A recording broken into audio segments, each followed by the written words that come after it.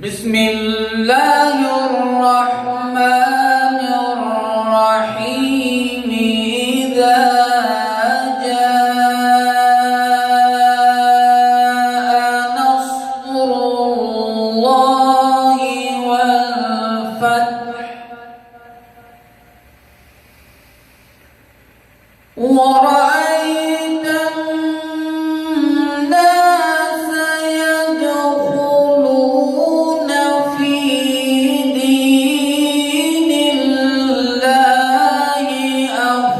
أفواجا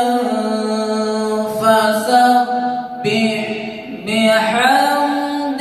ربك واستغفره